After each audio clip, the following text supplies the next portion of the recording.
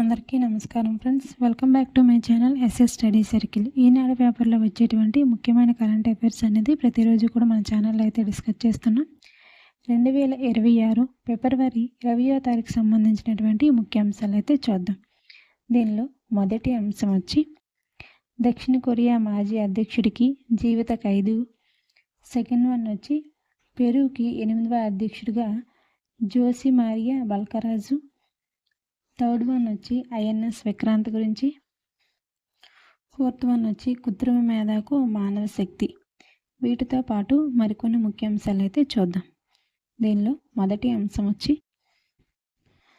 దక్షిణ కొరియా మాజీ అధ్యక్షుడికి జీవిత ఖైదు. దీని గురించి చూద్దాం. దక్షిణ కొరియా మాజీ అధ్యక్షుడు Un సుక్ యోల్కు Seoul central district court జీవిత ఖైదు అయితే విధించడం జరిగింది. ఈయన అధికారంలో ఉన్నప్పుడు దేశంలో మార్షల్స్ లా విధించిన కేసులో ఈ మేరకైతే తీర్పు అయితే వెల్లడించారు. చట్టవిరుద్ధంగా పార్లమెంటును తన గుప్పెట్లోకి తీసుకునేందుకు, నేతలను అరెస్టు చేసేందుకు, అపరిమిత అధికారాన్ని చెలాయించేందుకు గాను మార్షల్స్ లాను అమలు చేసే సైన్యం, పోలీసు బలగాలను మోహరించినందుకు యున్ను దోషిగా అయితే నిర్ధారించడం జరిగింది. ఈ మేరకైతే అతనికి జీవిత ఖైదు అనేది విధించడం జరిగింది.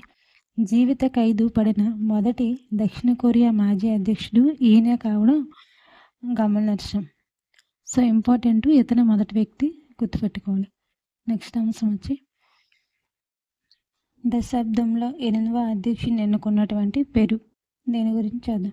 పెరు దేశ అధ్యక్షుడిగా మాజీ న్యాయమూర్తి జోస్ మారియా బల్కరాజ్ అయితే ఎన్నికయ్యారు. ఇతను 10 ఏళ్లలో ఈయన 8వ అధ్యక్షుడు పెరు దేశానికి. అవినీతి ఆరోపణల కారణంగా తాత్కాలిక అధ్యక్షుడు జోస్ జెరీనీని తొలగించి మరుసటి రోజు ఎన్నికలైతే నిర్వహించారు. ఈ ఎన్నికల్లో వామపక్ష పెరు లిబ్రే పార్టీ తరపున పోటీ చేసినటువంటి బల్కరాజ్ అనే అతనైతే ఎన్నికవడం జరిగింది. దశాబ్దంలో ఇతను 8వ అధ్యక్షునిగా ఎన్నుకున్నటువంటి ఎవరంటే జోసి మారియా బల్కరాజ్. ఇతను 8వ అధ్యక్షుడు. సో ఇంపార్టెంట్, గుర్తుపెట్టుకోవాలి.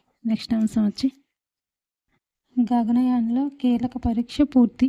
దీని గురించి చూద్దాం. మానవ సహిత అంతరిక్ష యాత్ర గగనయానకు సిద్ధమవుతున్న రక్షణ పరిశోధన అభివృద్ధి సంస్థ DRDO మరో కీలక మైలురాయిని అయితే అధిగమించింది. ఏంటంటే అత్యంత బలీయమైన రిబ్బన్ పారాచూట్లను తయారు చేయడంలో మన దేశానికి ఉన్న నైపుణ్యాన్ని చాటి చెప్పేలా చండీగఢ్లోని టెర్మినల్ బాలిస్టిక్స్ పరిశోధన ప్రయోగశాలలో ఓ పరీక్షను అయితే విజయవంతంగా అయితే నిర్వహించినట్లుగా రక్షణ మంత్రిత్వ శాఖ అయితే వెల్లడించింది.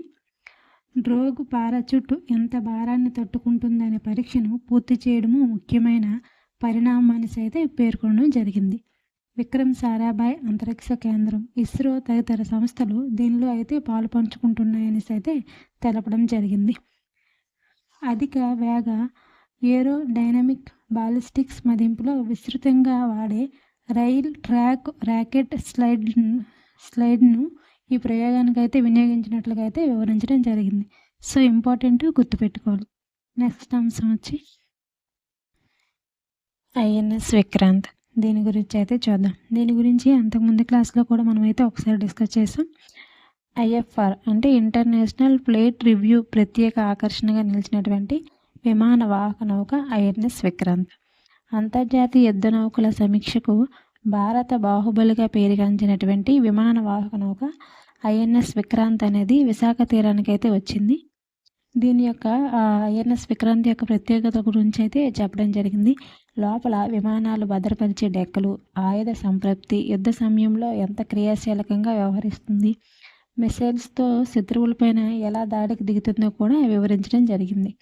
3 ఏళ్ల క్రితం నౌకాదళంలో చేరిన ఈ నౌకను సాగర జలాల్లో వ్యూహాత్మక ప్రాంతాల్లో అయితే మోహరిస్తారు. యుద్ధ విమానాలు, హెలికాప్టర్లతో పగలు రాత్రి విన్యాసాలు చేయడము దీని యొక్క ప్రత్యేకత. ఇది గంటకు 28 నాటికల్ మైల్ వేగంతో అయితే ప్రయాణిస్తుంది. ఐఎన్ఎస్ విక్రాంత్ నిర్మాణాన్ని ఎవరు చేశారంటే కొచ్చిన్ షిప్యార్డ్. దీనికోసం 23,000 కోట్లు అయితే కేటాయించడం జరిగింది. సో ఇంపార్టెంట్, గుర్తుపెట్టుకోండి. ఇది IFR అంటే నిన్న జరిగినటువంటి ఇంటర్నేషనల్ ఫ్లీట్ రివ్యూలో అయితే ఐఎన్ఎస్ విక్రాంత్ అనేది ఆకర్షణగా అయితే నిలిచింది. సో ఎందుకు ఇది వార్తల్లో అయితే నిలిచింది. సో ఇంపార్టెంట్, గుర్తుపెట్టుకోండి. నెక్స్ట్ అంశం వచ్చి స్థానిక సంస్థల్లో బీసీ కోటా ఖరారుకు రాజీవ్ రంజన్ మిశ్రా కమిషన్. దీని గురించి అంతకుముందు ఒక క్లాస్లో కూడా డిస్కస్ చేసాం. ఇప్పుడు చూద్దాం. స్థానిక సంస్థల ఎన్నికల్లో బీసీ రిజర్వేషన్ల ఖరారుకు డెడికేటెడ్ కమిషన్ నియమిస్తూ కూటమి ప్రభుత్వం అయితే ఉత్తర్వులు అయితే జారీ చేసింది. దీనికి విశ్రాంతి ఐఏఎస్ అధికారి రాజీవ్ రంజన్ మిశ్రాన్ అయితే చైర్మన్గా అయితే వ్యవహరిస్తారని కూడా చెప్పడం జరిగింది. ఇతను గతంలో ఎస్సీ వర్గీకరణలో ఎలాంటి న్యాయపరమైన చిక్కులు లేకుండా నిర్దేశిత సమయంలో పకడ్బందీగా పూర్తి చేసిన రాజీవ్ రంజన్ మిశ్రానే డెడికేటెడ్ కమిషన్కి చైర్మన్గా అయితే నియమించడం జరిగింది. ఈ నివేదిక అందించేందుకు 45 రోజుల గడువు కూడా ఇవ్వడం జరిగింది. సో 45 రోజుల్లోప ఈ బీసీ కోటా ఖరారుకు స్థానిక సంస్థల్లో బీసీ కోటా ఖరారుకు రిజర్వేషన్ సంబంధించిన నివేదిక అనేది 45 రోజుల్లోపు అయితే ఇవ్వనున్నారు. సో ఇంపార్టెంట్ గుర్తుపెట్టుకోండి.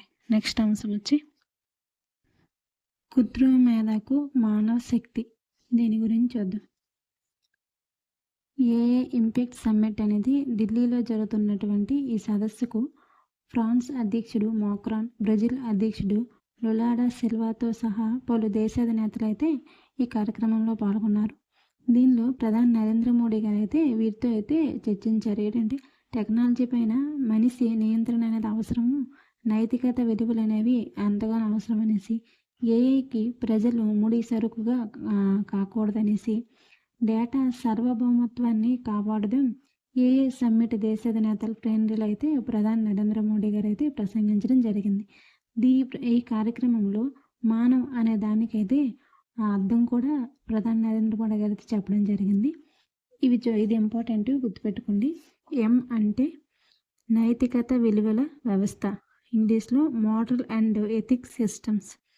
ఏ అంటే జవాబుదారీ పాలన, అకౌంటబుల్ గవర్నెన్స్. ఎన్ అంటే జాతీయ సార్వభౌమత్వం, నేషనల్ సావర్టీ. ఏ అంటే అందుబాటు, సమ్మిళితము, యాక్సెసబుల్, ఇంక్లూజివ్. వి అంటే చెల్లుబాటు, చట్టబద్ధత, వ్యాలిడ్, లెజిటిమేట్. వీటి గురించి మానవ్ అనే దానికైతే అర్థమైతే ప్రధాని నరేంద్ర మోడీ గారు అయితే ఈ విధంగా అయితే వివరించడం జరిగింది. సో ఇంపార్టెంట్, మానవ్ అనే దానికి అర్థం గురించి అయితే ఆడడానికి ఎక్కువ అవకాశం ఉంది కాబట్టి గుర్తుపెట్టుకోండి. ఏఏ ఇంపాక్ట్ సమ్మిట్ అనేది ఎక్కడ నిర్వహించారంటే ఢిల్లీలో అయితే నిర్వహించడం జరిగింది. సో ఇంపార్టెంట్ గుర్తుపెట్టుకోండి ఫ్రెండ్స్. ఇవి ఫ్రెండ్స్ 2026 ఫిబ్రవరి 20వ తారీఖు సంబంధించినటువంటి ముఖ్యమైన కరెంట్ అఫైర్స్ అయితే డిస్కస్ చేసాం. ఇదే విధంగా ప్రతిరోజు కూడా మన ఛానల్లో ఈనాడు పేపర్లో వచ్చేటువంటి ముఖ్యమైన current affairs and job updates కూడా చెప్పడం జరుగుతుంది. సో కాంపిటేటివ్ చదువుతున్నటువంటి ప్రతి ఒక్క స్టూడెంట్కి కూడా మన క్లాసెస్ అనేవి ఎంతగానో యూజ్ అవుతాయి. So please support my channel. మన ఛానల్ని సబ్స్క్రైబ్ చేయండి, లైక్ చేయండి. మీ ఫ్రెండ్స్ ఎవరైనా సరే కాంపిటేటివ్ అయితే మన క్లాసెస్ అయితే వాళ్ళకైతే షేర్ చేయండి friends. Thank you for watching my channel. Thank you.